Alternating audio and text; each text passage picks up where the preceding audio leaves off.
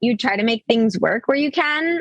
But sometimes if something really doesn't work for you, you have to turn it down, and then it makes sense to try to keep in touch with that organization, like reach out to them again next season, or even tell them like, I can't do something next month. I'm so sorry. I would have loved to, but my fall is open. You can suggest something like that. Don't hesitate to suggest something like that or keep in touch with people.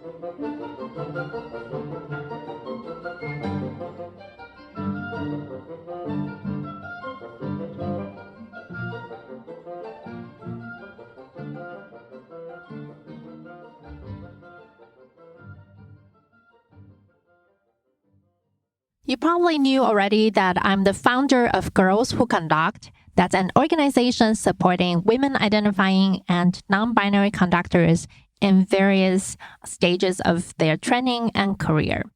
And one of the programs that we do currently is a joint fellowship program between Girls Who Conduct and Georgia Symphony Orchestra.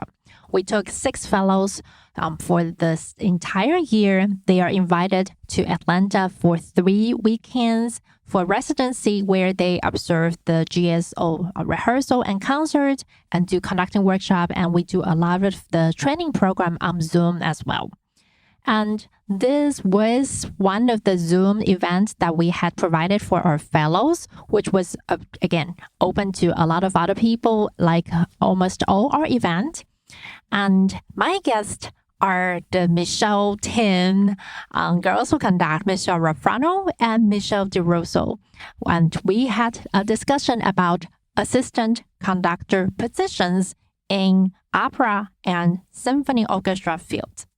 And I thought this is such a wonderful conversation that we had, and also some really great questions from our participant. So I had their permission to edit this out as the number 35 episode. Without further ado, I'm going to let you listen to the conversation. And again, please check out any programs that we offer through Girls Who Conduct. And anytime if you have any questions or just want to share, just have things that you want to talk to, we are here for you. Reach out to me. You can always DM me on social media or send me an email at theconductorspodcast@gmail.com. Just one word, theconductorspodcast@gmail.com. And I've said it a few times on the show, but again, if you can leave a review on Apple Podcasts or subscribe or tell a friend about this show, I'll be really, really appreciated. Thank you so much. And here we go. Welcome, everyone, and thanks for my colleagues to join us at this early morning time. I know Mr. Russo is an early person. I don't start functioning well until much later.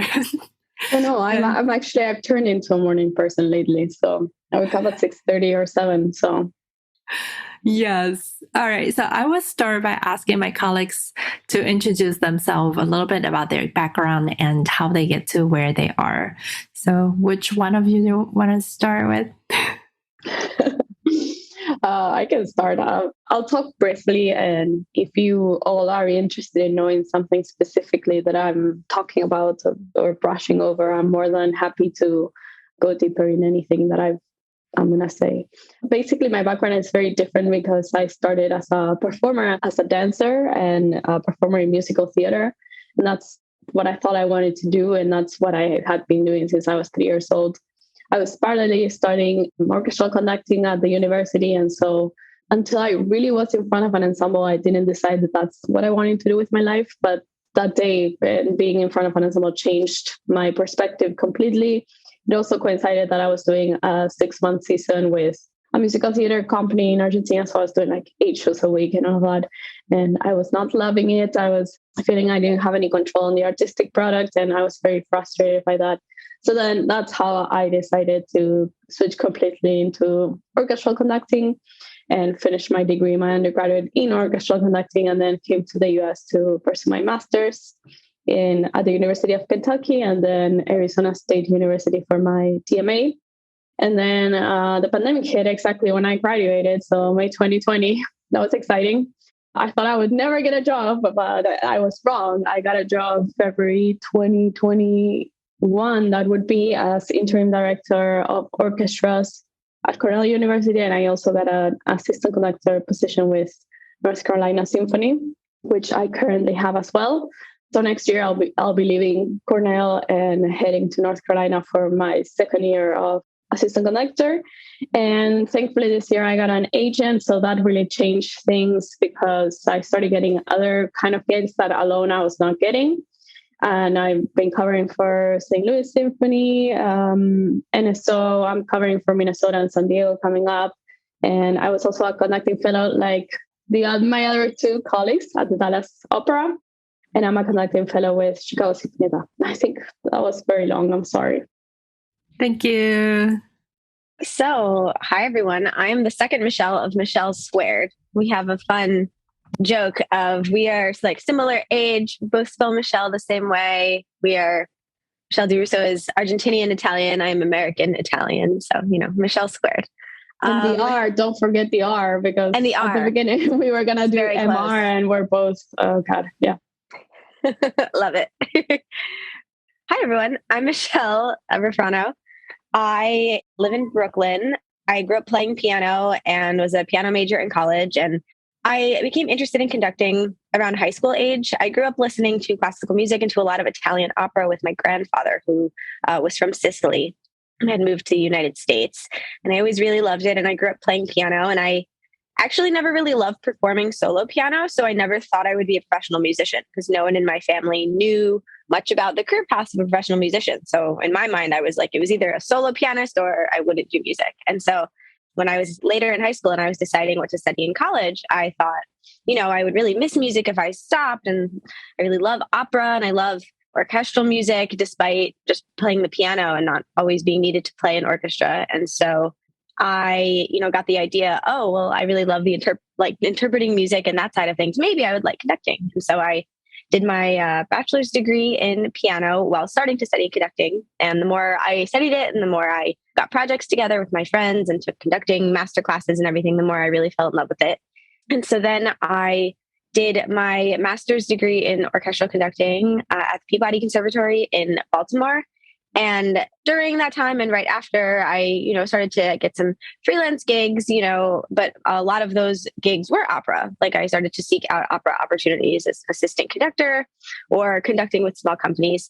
And no matter what I did, I always found I enjoyed the process of opera the most. Like it's a different process than orchestral rehearsals. And I do love orchestral repertoire, but it's a longer process for opera because you have the stage element and, you work with a director to interpret the story and you work for a long time, like several weeks to several months with a cast and a director and an orchestra to put a whole project together.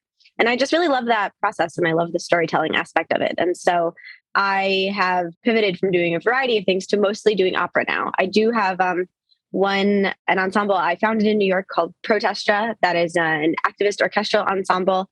And we have several concerts this season, but I mostly am a freelance opera conductor. And I've worked with Glimmerglass Festival, Spoleto Festival USA, Florida Grand Opera, Juilliard School. I'll be heading to San Francisco Opera soon to be a cover conductor there. And it's a lot of fun. It's kind of every year is different because it's more freelance. So I kind of go from one project to the next, but it's a lot of fun and I love it. So also happy to answer all the questions if you have any. So just to reiterate, if you have any questions, please send them my way through chat. You can just say, hey, I have a question I want to ask. Or if you want me to read the question for you, then just type it out. But I will get started with Rofrano because I think a lot of people are curious about the selection process, like how you get the gigs. That's a very big topic, but as we see, I would ask Michelle Di Russo the same question because for the North Carolina gig, there was a job posting and you apply and you go through the selection process, but we don't see a lot of assistant conductor for operas. So can you talk a little bit about how that is like? So opera career is very much not straightforward. And I have only taken a couple of auditions in my life. Most of the jobs I've gotten were because it was like a recommendation from someone I had worked with. So I'll tell you, like early on, the first couple of years after grad school, I did a couple festivals. A big one that helped me to make a lot of contacts in the opera industry and to get a lot of experience and that led to a lot more opportunities was the Glimmerglass Festival. I was a young artist conductor there for 2 summers. And that festival is in upstate New York. And it's interesting because most opera houses, like, I don't know if you know about young artist programs, but opera in the US opera houses in the US, opera festivals will often have a program that you can audition for as a singer or as a collaborative pianist, a rehearsal pianist. And you can take those auditions and then it's kind of like a fellowship young artist situation with that opera house or opera festival for the year. And so that's the path that a lot of singers and collaborative pianists take when they want to get into opera. But most companies don't have a position just for assistant conductors. Sometimes they'll have a position for like a collaborative pianist, rehearsal pianist who also is the cover conductor, but most don't have a position for just conductor. Glimmerglass Festival does have a position for just a conductor. And I am a pianist, but I don't work as a pianist anymore. Like, it's a great skill to have, but I don't play in rehearsals anymore. I just conduct now. So Glimmerglass Festival, a couple other gigs I had, I got those opportunities and I worked really hard at them. And I'm happy to talk about like opera assistant conducting and, what could be really helpful as an opera assistant conductor and how it's different, from symphonic conducting. But, you're a member of the music staff. So you're, of course, assisting the conductor and covering them. But you're also a really important member of the music staff, like to help the singers and to get the production off the ground because there are so many elements of an opera.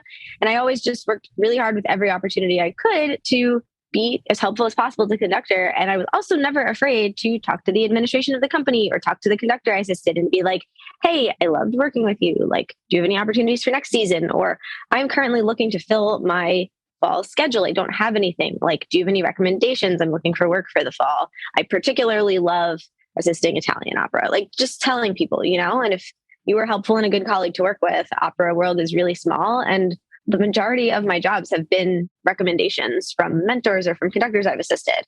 I've also reached out myself to several companies, just, I am so-and-so, I'm based in New York, I'm an assistant conductor. I just came from working on this production. You need an assistant conductor for any operas in your fall season, like I would be interested to work with you. Here's my resume. And a lot of times you don't get a response, but sometimes you do. And sometimes you get a response like 2 years later when they're last minute looking for a replacement.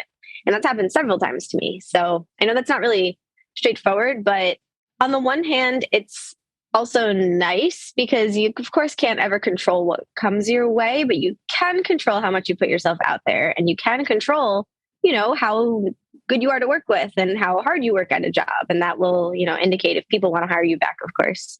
So, yeah, that's not very straightforward, but it's definitely different.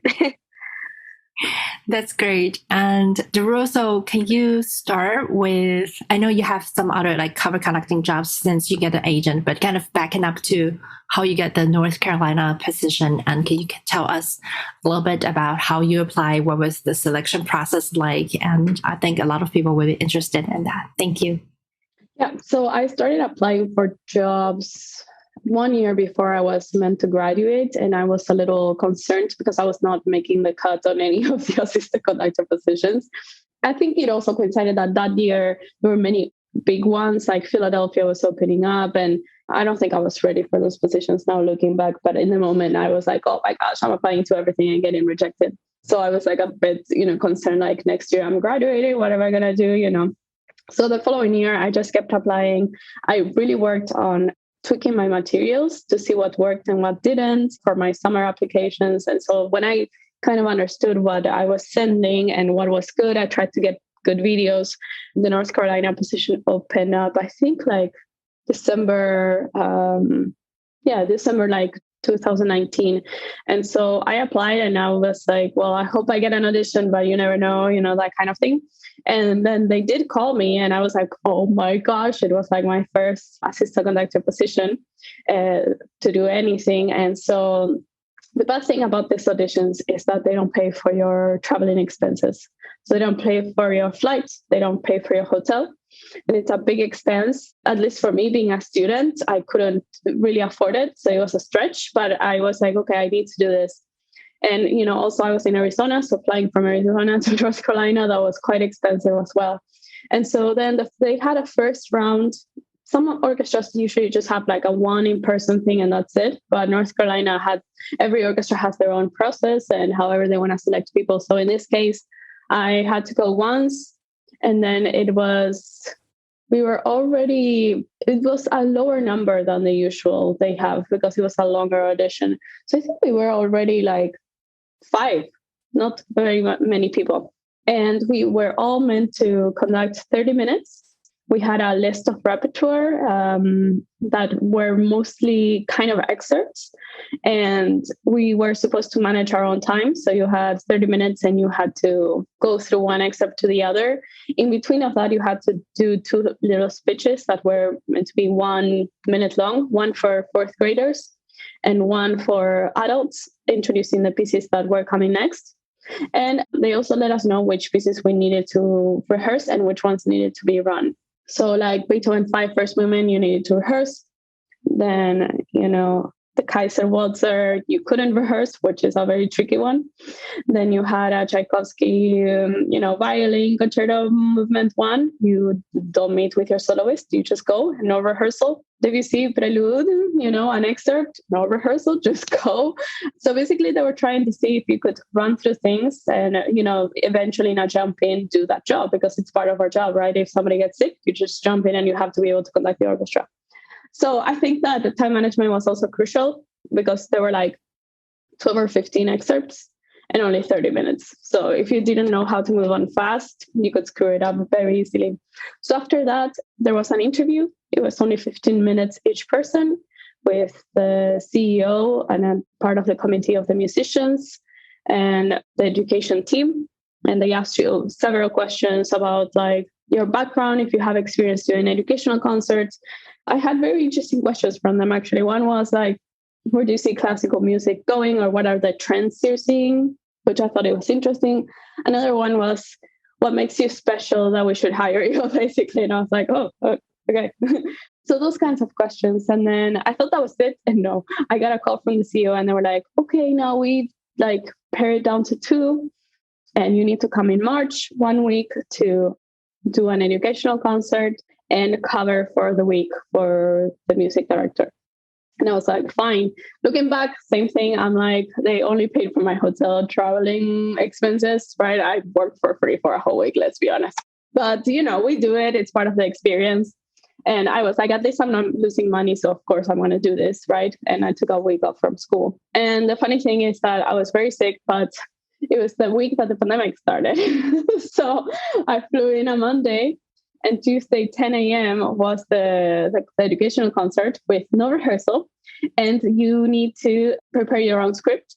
So same thing, I needed to know what's the timing, what were the things that could work for a concert like that. And, be as clear as possible in my conducting because I had no rehearsal. And the orchestra, I was like, hi, I'm back. You haven't seen me. And, it was very, very weird, stressful. And I felt like, oh my gosh, it's going to be a whole disaster. Like, how would they risk something like this? But I don't know. I guess they believed in me. So anyway, I just did that and then covered for the week. And well, my audition got cut short because of the pandemic. But that was the process. That was an awesome story. So I was curious, do you still remember how you answered the question about why should we hire you? What's special about you? I think I played my Latin female card, to be honest with you all. I was like, yeah, well, sometimes you have to, I was like, I know that, but this is what you need to do, right? You need to do research on where you're going. And I did research the demographic population to see if they had a Latino community, if there's people that spoke Spanish. And so I did say that I thought that I could connect with a different audience from different backgrounds that maybe they haven't reached before. And that I would be more than happy to do bilingual things in Spanish and English, and or Spanish educational concerts. And I also said that I thought that I had a very particular background that is not usually seen in conducting. And I thought that that was enriching for the experience of me working with the orchestra. That also usually backfires me. Just so that they usually say like, well, if you haven't played in an orchestra, and how do you know? And I'm like, oh my gosh, here we go. So I'm used to getting those questions as well. But yeah, that's it. So for your audition, you did an educational concert, which is a very common task that is given to the assistant conductor or conducting fellow, and blend words, whatever the music director doesn't want to do. That's very often lent to the assistant conductor, no matter it's pops or education, or sometimes the music director is very keen to those kind of things. They do it themselves, and then you go back to assisting or whatever. You do whatever the company and your boss needs of you. So coming back, we don't really learn a lot about educational concerts in schools. At least I didn't. Like kind of going from repertoire, from what to say and how, as you say, how do you put pieces together so quickly? So what was the important things that you noted or you learned through the process of preparation? Yeah, I think that for me, the most challenging thing is like I was doing like my doctoral degree and all of this stuff, right? And so they asked me like for each piece to explain a music concept. So I had to explain harmony or rhythm, simple stuff. But I was like, rhythm is the way that it's you get into this academic mindset of giving this definition. And it's like, kids don't care, And so I think that was the biggest finding for me, to understand how to talk to children about music. And so I think I did like 10 scripts where I had ideas, and I talked to my mentors and I asked them what things worked, what things didn't. So I think that it really helped me to have their actual experience of being in front of children and asking them what are the things that work. And so I incorporated those in my script. But I think it's keeping it short. Like your little speeches are no longer than 2 minutes in between each piece, right?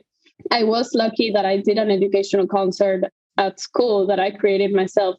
But now looking back, same thing. I thought it was really lame. And I read from the script the whole time. It was terrible. But I think it was a good first approach, And then I think that the engagement part, like you always need to be engaging with your kids. Otherwise, they fall asleep and they don't care. So by now, I think I know how to get them really rowdy. And it's kind of funny. And then I have always kids that say, no, you're expecting, you ask something. I always ask something and they are supposed to say yes. And I always have one kid in the audience that says, no. And so I usually point that out and I'm like, well, I'm really sorry, but we'll have to move on. And so addressing those things, knowing how to manage things that happen in the moment, or, maybe if your audience is not engaging, change things in the moment. I've done it before. Or if I know that I'm running behind, maybe speed up or shorten some speeches. But I'm still at the point that I need to write my full speech and I need to learn it by heart, like as if I was acting. Of course, I change things and I paraphrase things, but because English is not my first language, I get very, very nervous about speaking in public. And I think that reading from a script is not as engaging. And I like walking on stage and doing that kind of stuff. So it really takes me a lot of time, but I really memorize it. And I think it works really well. So I would suggest doing that, although it takes a lot of time. So coming back to Rofrano, and I was just curious because now the opera world tends to be doing more similar outreaching kids version of opera productions and that. Do you have any experience or like doing such things? Or if you wanted to talk about what your usual tasks are throughout the many, many weeks of working on the project as assistant conductor? Sure. So opera companies are definitely starting to do more outreach things where I actually haven't worked with an opera company on going to schools. I have education concert experience as an assistant conductor for an orchestra because I worked for like a children's orchestra, a little orchestra society in New York City for the first year after my master's degree and did kind of similar things to what Michelle de Russo was just talking about. I have worked with singers as an assistant opera conductor on preparing them for some of the outreach things that an opera house will do. So for example, I was the assistant conductor for La Boheme at Florida Grand Opera. And then the cover cast were all young artist singers. And then they also learned like a shortened version of it in English. So it was kind of a pared down story they would bring to schools. But a lot of times, just like a small school production, singers will learn. It's like, a half hour condensed version of scenes, just like in English instead of Italian or in the native language of the population of the school. Usually just like the pianist will go with them, to the singers to do this outreach thing. But I have, as an opera assistant conductor, given pre-concert talks about the opera. This was when I was a young artist conductor at Limmer Glass Festival.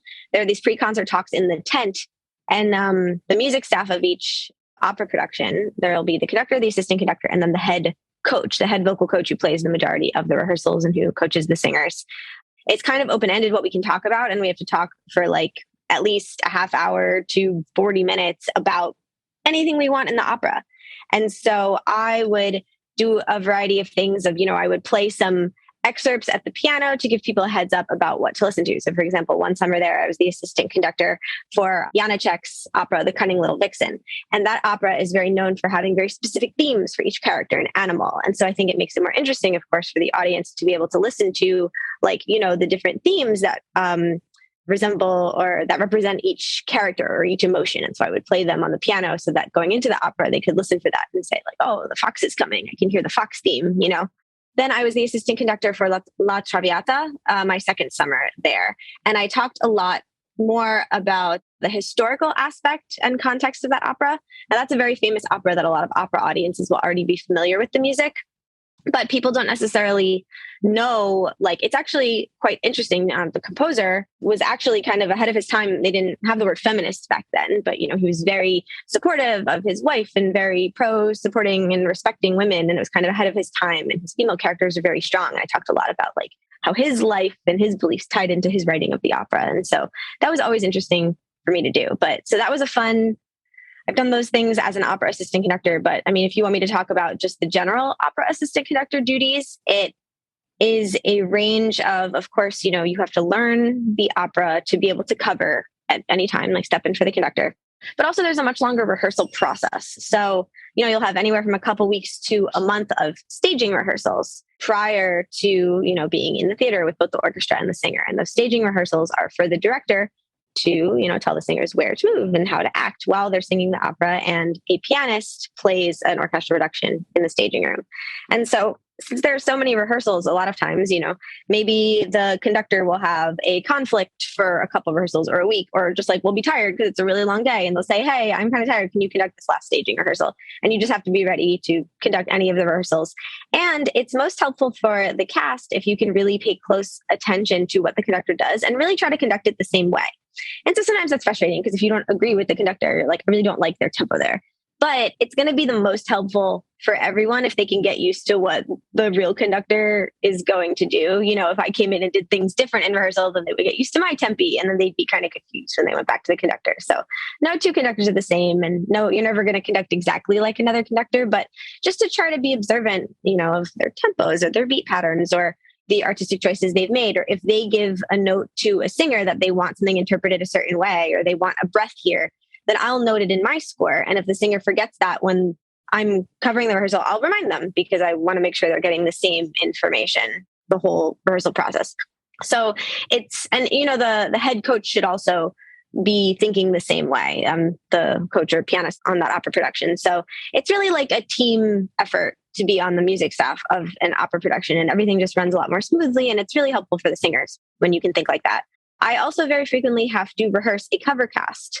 And so, a lot of opera houses will, of course, hire a cast to cover the main roles in case someone gets sick, especially in these COVID times. But always, it's very easy to have a cold and not be able to sing. I, as a conductor, can conduct when I have a cold, but a singer can't necessarily sing. So the cover cast has to be ready, again, to step in at any moment, like the cover conductor has to be. And so I would spend most of my time rehearsing with the cover cast. And again, sharing the information of, in the staging rehearsal, the director is going to ask you for this and the conductor will ask you for this. And if they have to step in, I want to make it as easy for them to do so as possible and make sure they're super prepared. And so I frequently rehearse the cover cast, and then some opera houses have either a final cover sing through, and the covers are usually, young professionals, young artists. Maybe they have a small role in the opera, but they're covering a bigger role. Sometimes there will be a final cover sing through or a cover run just for, in a rehearsal room, just to show the music staff and the conductor that they're prepared. And, I'll conduct that. So I do those types of things in terms of covering and rehearsing. But then also too, an opera production is so big and there's so much going on. There's so many moving parts. There's the crew backstage. There's the creative directing team. And of course, there's the orchestra in the pit. That it's really helpful for the conductor to have another set of eyes and ears throughout the hall. So right now, I am the assistant conductor for the spring opera at Juilliard. And we actually have opening night tonight. And so I've spent this past week in tech rehearsal in the theater. The theater there is very interesting. Like the acoustics are actually quite challenging. Every theater is different. The acoustics are different. And what the conductor is hearing in the pit might not be how it sounds out in the back of the hall.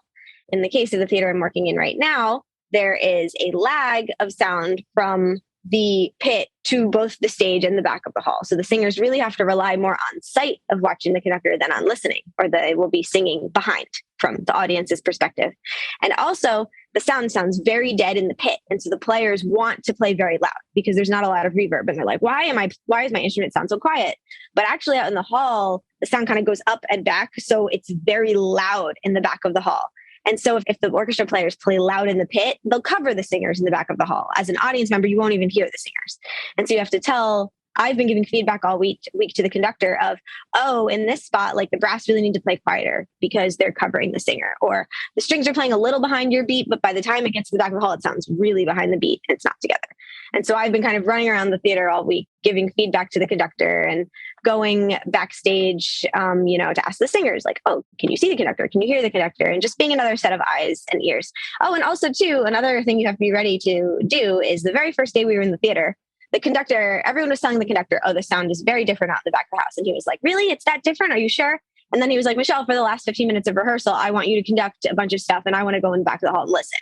And so I had to be ready at the Sitzprobe, of course, to just jump right in and conduct a bunch of stuff from the pit where the sound is different. The players were confused. So the conductor could go listen and then give his feedback. And I was prepared and it all went fine. But so you just kind of have to be ready to help with whatever's needed because there are so many moving parts. And it's interesting because I was talking to another group of young conductors recently and they were saying, oh, the assistant conductor in an opera production, do you really have a say? Is it really like an important role or do you just kind of like sit there until you're asked to do something? And I was like, no, it's actually such an important role. Like it's so important to have that supportive role to the conductor and to the singers to like give them feedback, let them know what's going on. Like the conductor often doesn't hear everything if they're busy focusing on the substitute horn player that we have. They weren't paying as much attention to the singers. So they can't see on stage if they're not directly looking that we can't hear a singer at one point because they're accidentally singing upstage and balance is bad. But I, in the audience taking notes, can say, oh, the singer's facing upstage there. That's why we can't hear them. I'm going to give them that note to sing out, at the break. It's kind of like a lot of, running around and being eyes and ears in a lot of directions, but there's a lot to do. So that's my role. It's just a lot of jobs. That sounds like the reality in opera houses.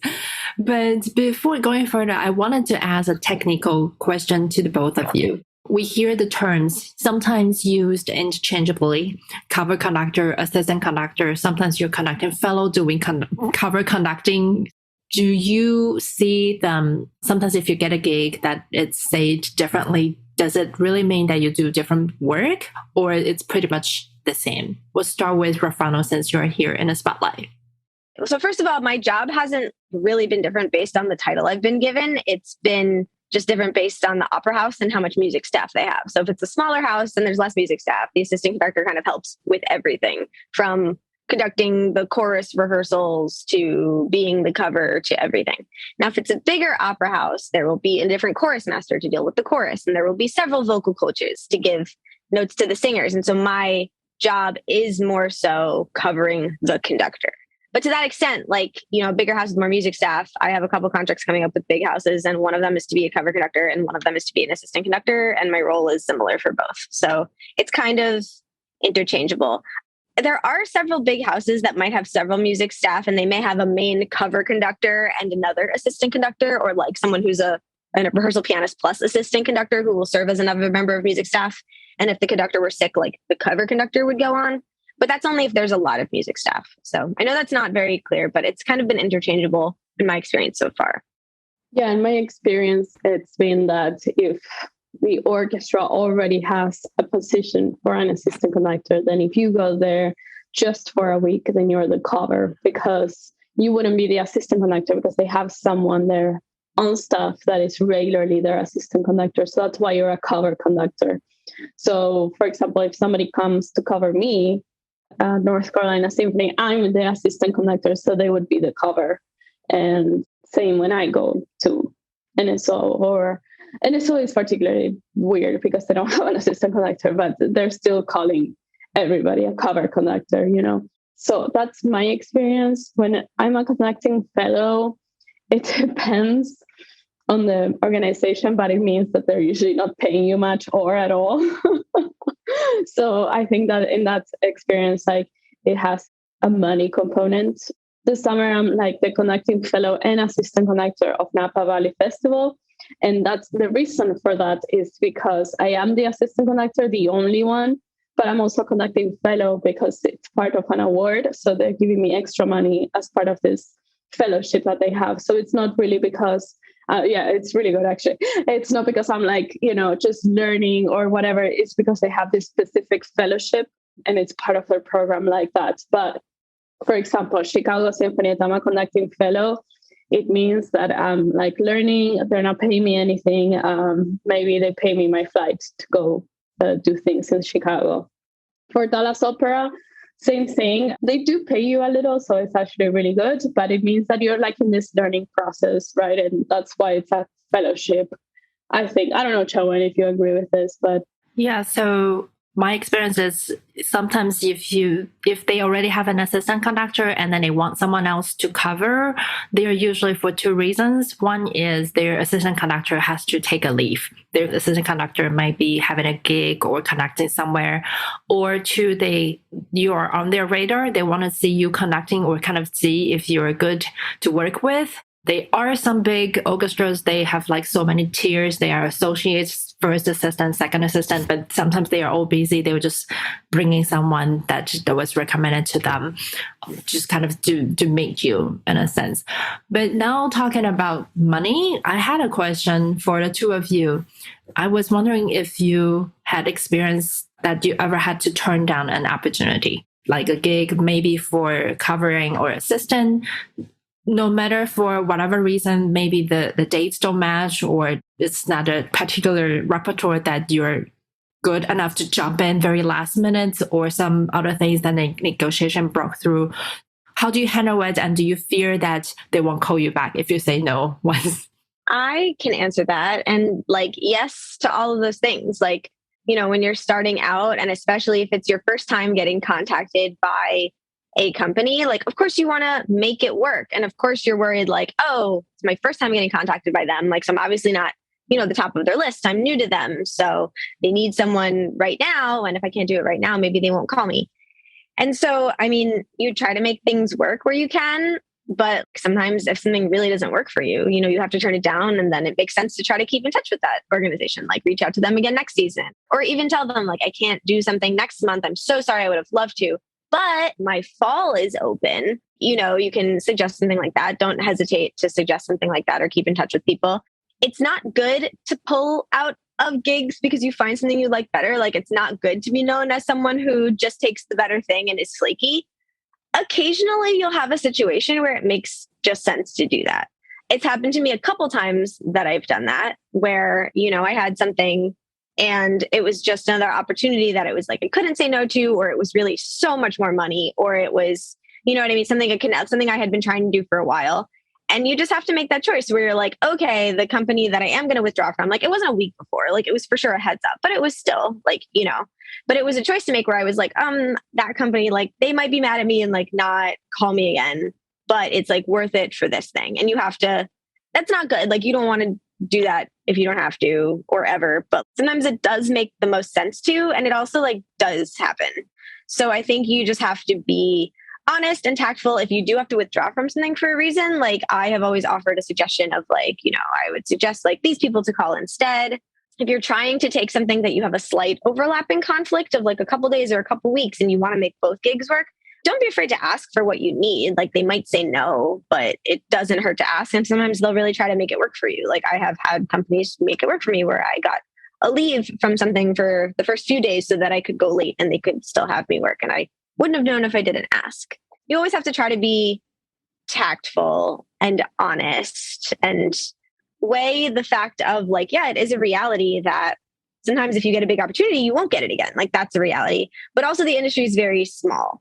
And so becoming known as someone who's like unreliable or who's going to drop anything at the drop of a hat for something better, like that will also like get around if you do it a lot. So you always have to weigh your decision, and it can like really be a bummer to say no to something that you would have loved to do, but you have a conflict. But sometimes you just have a conflict and it is what it is. And it's a good position to be in high demand, that you have several opportunities. So remind yourself of that, you know. That's awesome. And I know a lot of people are curious, like how you find an agent. And it's funny because this morning I just got an agent contacted me, but they wanted me to pay them to do the work for them. I was like, no, I don't think that's what I need. I don't think I will want that at any given time, because I felt if I need to pay an agent to find work for me, I'm probably not there or not ready, or that's not a good fit, but just how I feel. But we'll start with Russo, because I know since you've been working with this particular agent, your career had broadened up in a sense. But just tell us a little bit about, kind of go back to the beginning of how they contacted you. I was just lucky, to be honest with you, because Mayan Chen, she's the mentor of Chicago Sinfonietta, and this agency contacted her and said, we're starting this new program for young conductors. Who do you have? And of course, she gave the name of all of us, right? It's not like she picked me. And then out of all the names, they contacted me and one other person. And I went through a series of interviews. It was quite intense, actually. It was like 3 rounds. And it was very, very intense. But well, they eventually signed me, and I felt very comfortable from the beginning. I love them. I love all of them. I usually work specifically with one person, but then depending if the gigs are like East Coast or West Coast or Midwest, they have different people assigned to it. So I talk to other people, and they're all amazing. I think that whoever you sign with, you need to sign with someone that really believes in you and in your future and your potential. So one of the questions I thought it was crucial for me to ask them was like, so where do you see my career going, or where would you like me to be in the future, right? Or where do you want to take me? And if they don't have a clear image of that, then move on, because they're the ones vouching for you. They're the ones that got me this gigs, being like, I promise you she'll be amazing and blah, blah, blah. Like, yeah, I know that, something that is against me apparently right now is that I didn't go to a very well-known school.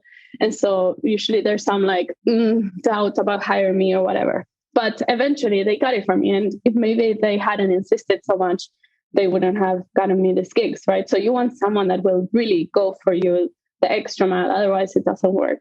If you have to pay, I wouldn't do it, to be honest. I would just not do it. I agree. I know that's the thing. I know too many agencies that charge a retainer.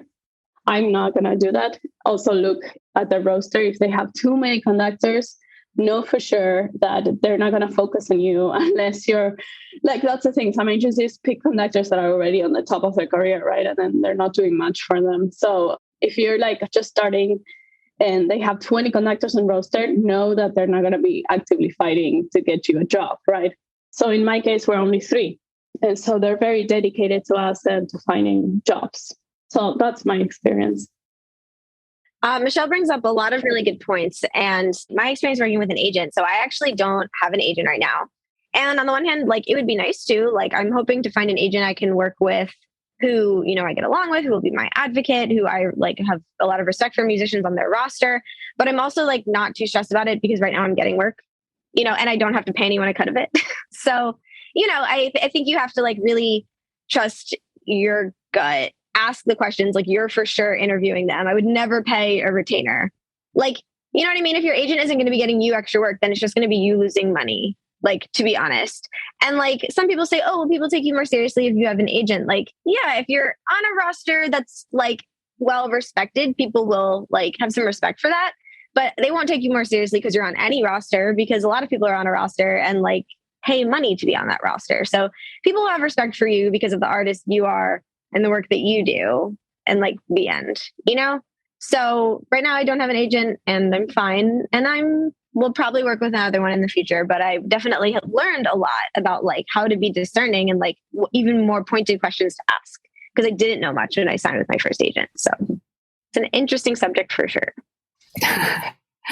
And I totally agree with what my both colleagues have said. And I just want to say, sometimes the only time I wish I had an agent was when I had to negotiate or had to turn down the job, because I felt it's less personal if it's coming from a third party than coming from me, say, hey, I can't work with you, as opposed to someone kind of negotiating on my behalf, but of course you pay for the service and all that. Then, so since now we talked about agent and finding works, and of course we learned that recommendation is such an important thing. So I wanted to ask this big question to both Michelles. What is one thing or several things that you felt was so important when you were assisting, as opposed to when you were the boss? You're the music director, you can do things more of your way, but what have you learned in your journey that you felt it's such an important thing to note for our audience member here? For me, the big thing that I think sets an assistant conductor apart, and that I try to do and that I think makes me a good assistant conductor, is to be very proactive and know that your role is to be like a supportive role and a team player. It doesn't mean you don't have an important role. Like, you have a really important role, but there are some assistant conductors, and I have had assistant conductors who kind of like made it a little about them, you know, like trying to get attention or sucking up to the conductor, or maybe giving a singer or players notes that like you didn't tell them to give. And it's kind of like they're not necessarily thinking of like the group as a whole. Whereas a good assistant conductor will first of all be like proactive. Like, if your assistant conductor can hear a problem or see a problem or like give you information that you don't know and that will make the whole job, that will make the whole thing better, then like that's incredibly useful. Like, that's so priceless.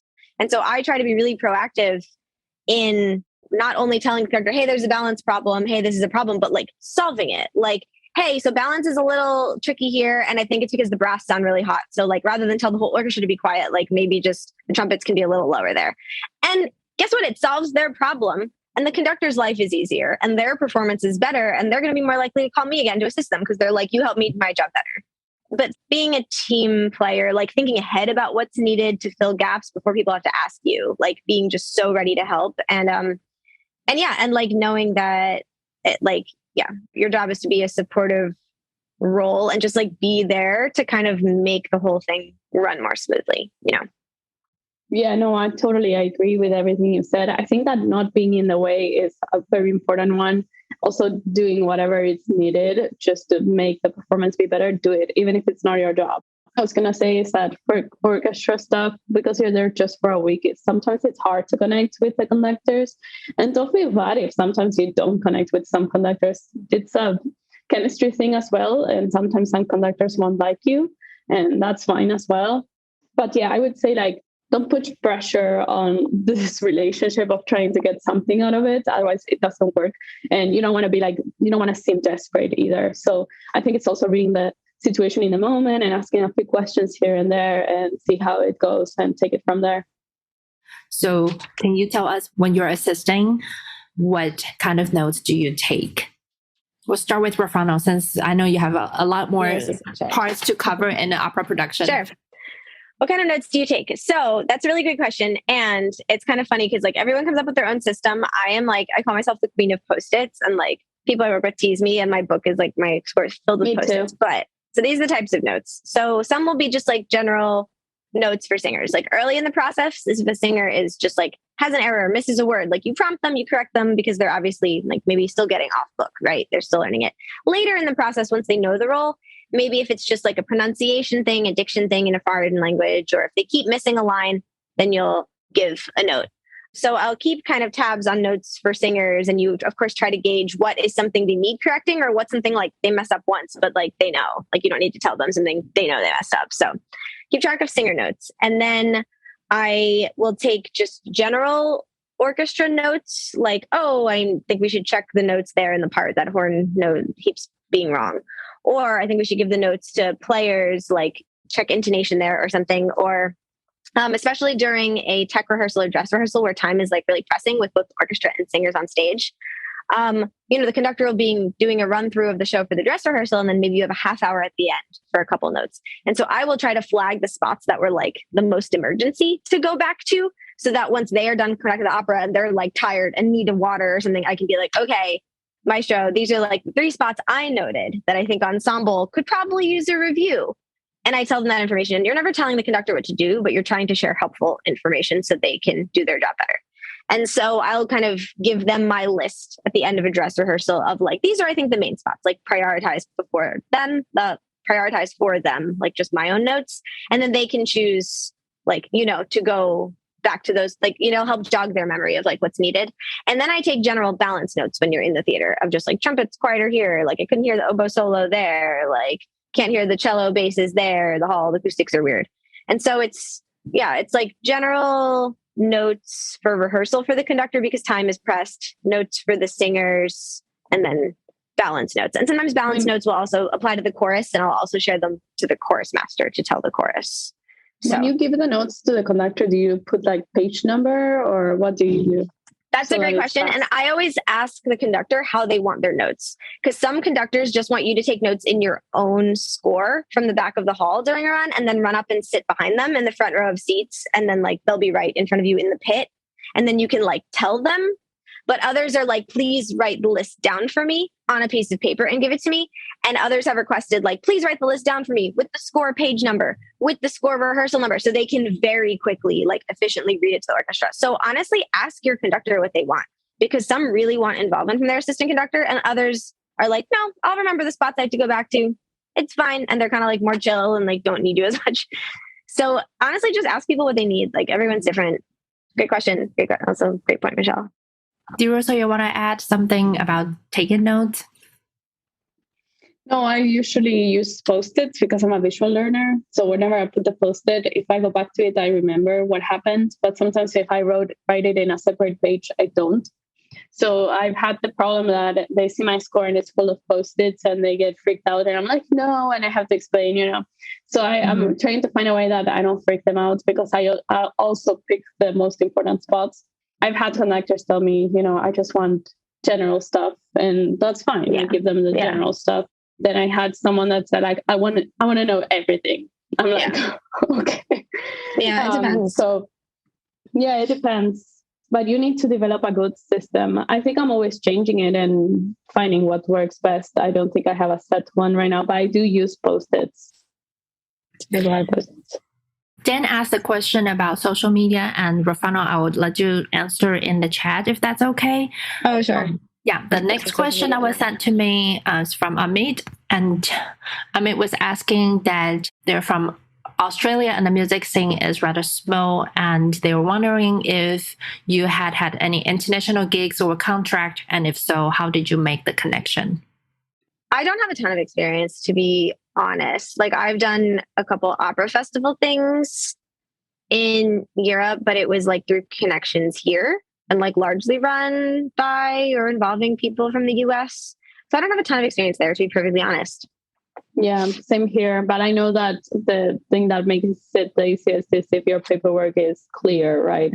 So for example, I have double citizenship. So whenever I apply for stuff in Europe, I try to make that clear, because I know that they won't have to run a visa for me or anything like that. So if you have any kind of advantage like that, I would make sure that it's clear when you're applying. But I don't have much experience, to be honest. Yeah. Here is a question for Rofrano. Are you also a pianist, and do you find that opera companies look more for coaches who want to conduct, or not so much? It truly depends on the company. I'm also a pianist. I did work as a rehearsal pianist for like a few productions here and there when I finished school. I don't enjoy being a rehearsal pianist, and I don't think I'm a great rehearsal pianist, to be honest. Like I'm an okay pianist, like for coaching singers and for my own skill set. I'm honestly not great at like sight reading or following a conductor. And it could be really worth it, it's really worth it to have those skills. And if you're good at those skills, or if you want to get better at those skills, I would say there are more opportunities in opera houses around the US for coaches. And then sometimes they make those coaches assistant conductors, especially like mid-level houses, like where they don't have as much music staff. Like a lot of B or C houses don't have the budget for like an assistant conductor, but they always have like a coach, or they might have a young artist coach. And then a lot of times they'll have that person do both roles. So if that's a route that interests you, and also you learn the repertoire really well when you're the assistant, when you're the coach, because you play it. So if that's a route that interests you, I would really suggest going that route. And for me, it was like I started going that route, but I kept just getting more jobs as a conductor. And I took a few auditions for piano, and I like never won the auditions I took as a pianist. And I kept getting the things I did as a conductor. So I was like, okay, clearly I'm like not a great enough pianist that this is like where I shine. So I just didn't pursue that route as much, but it's like a great route to pursue if like that's your strength. That's what I would say. Especially in Europe, right? Oh, in Europe, actually, you have to. That's a good point, Michelle. In Europe, you have to. Like they'll have like the Kapellmeister at like a lot of German opera houses. Like you wouldn't be hired as just an assistant or cover conductor if you don't play piano. Like you'd be a member of music staff, you would coach, you would play rehearsals, you'd lead the chorus, you would do it all. And that's a great way to get in with houses in Europe. But in the US, it's really a mixed bag. Like there are companies that I won't be working for probably anytime soon because all of their assistant conductors like are also coaches and pianists. And I probably won't get hired there until I'm like hired as just the main conductor who doesn't have to play. But there are a lot of companies that have different roles for those things in the US. So yeah, and I just want to say it really depends on the company, and a lot of the company, it's more about convenient for them. So like I'm conducting a main stage opera and I asked about assistant conductor, then they say, oh, we don't have the money to hire an extra person, so your chorus master will be your assistant. Yeah. Yeah. So the next question coming from Latin, if I'm saying your name correct, the question was, what was or is the hardest challenge that you overcame or are still working on when you first started conducting, and how you overcome those challenges? Hardest challenge. I have a couple answers for that. One is just like learning all of the music and like learning how to budget your time. And it's a thing I still work on and I still find challenging, especially if you have a freelance career that you can't totally control. So it's like sometimes I'll have like a couple operas I've already done, and so I need to review them, but I already know them, and I'll have a lot of space in between gigs, and I'll be like, I'm not getting enough work. I'm not that stressed about music to learn. And other times, like this year, the next few months, I have literally so much music to learn. Every opera I'm doing is new or new to me.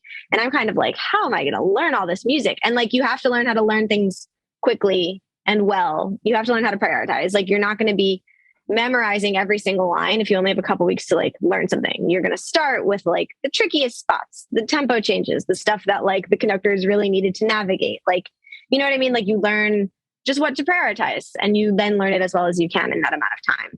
And then also if you have back-to-back gigs, like studying music for the next gig while you're on this gig is like a thing that I continue to struggle with, because I'm always like very invested in what I'm doing right now, and like budgeting the time for the next thing while I want to be doing well on this thing is like always challenging for me. My sunlight in my apartment just shifted here. So that's something I find challenging. And then also sometimes anxiety of like being a freelance performer and like not knowing what your work will be next year. Like it was more anxiety inducing when I was first out of school, and I was like, will I have a career? And I only have a couple gigs this year, and will I get hired?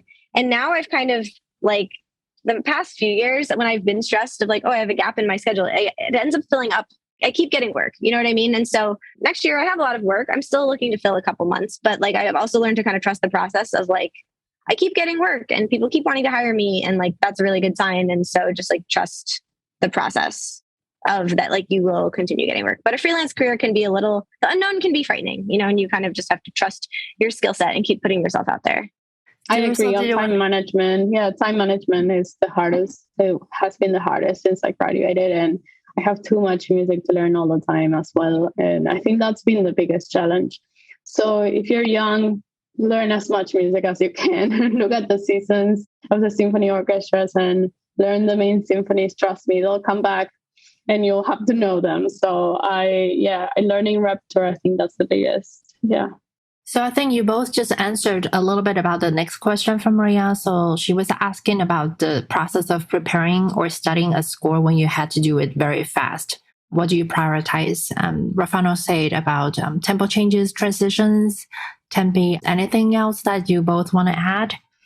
The first thing I think is, I'm going to be the cover conductor for this production or, this week. And if I need to jump in, can I conduct this thing? That's the main thing that I focus on. So I study it in a way that is practical, and that if the conductor turns around and it's like, take over, I can do it, right? So whatever it takes me to that goal, that's my main goal. And then from that, I start, going deeper into details and finding more. I always try to know about the piece, though, like where it comes from, how it was composed, all of that stuff. Like historical context, I think it's always really important. So don't think that that's a detail, that's the structure of it. So I would say that, and then, learning the music and knowing what are the tempi, what are the tricky spots. And yeah, I would say mainly that. Yeah, for me, like also, and my way of marking my scores is always evolving, but I have like a system to mark my scores that really helps me if I have to conduct something last minute. Like for my, and not everyone does this, but I find it helps me for operas that I give like the main characters a different color that I can like highlight or underline in colored pencil. And so I know exactly who's singing when and who to cue. Sometimes I'll literally write, like, if it's just about, oh, I know this spot, I have to learn something very quickly. I don't have time to memorize every single line and everything. I know there's a lot of mixed meter in the spot. It's going to be tricky for singers. I will just write whatever I have to on my score. I will write big mixed meter changes. I will write the beat that singers come in on so I can cue them on beat 3. Like sometimes it's just a matter of like being clear and keeping traffic going. That's not, the most musically deep like way to approach something of like you come in on 3, you come out, but it's also the practicality of it. Like people need to come in correctly. It's my job to help them do that. So things like that. Like come up with a system for yourself so you can just navigate it. Like look at what people need you for and be able to do those things. The last question on my list is, what are your thoughts making connections and getting professional opportunities while working on a conducting degree? This is from Gabriella. I think that the biggest way I did any connections while I was in school was to try to go to rehearsals. If you're in a big city, just try to get into rehearsals. And then all the workshops I did, I carefully picked which ones I did. And I feel like those also created connections for me. Yeah, I think that anything that you can do outside of school to get you in touch with the professional world is going to be extremely valuable, right? So if it's a workshop with someone that is already working professionally, those are the things I would prioritize. And yes, maybe there are some teachers from academia that are really good and everybody studies with. But if it's not a big one, I try to avoid those and go with professional people because that's what I wanted to do. I wanted to go into the professional path, right? So I focused on contacting those kind of conductors. Yeah, to Michelle's point, I would echo the same thing of like, know what it is you want to do. And that's allowed to change and you don't have to know the exact specifics, but there are so many niche areas. Like there is a more educational route and professional orchestra route and opera route. And, they're and the world is really small. So for me, like I'm a big believer in just putting what you want out there, like being honest and just like telling people your goals. For me, I got into grad school, like not knowing that I mainly wanted to do opera, but I knew I loved opera and I wanted to do more of it.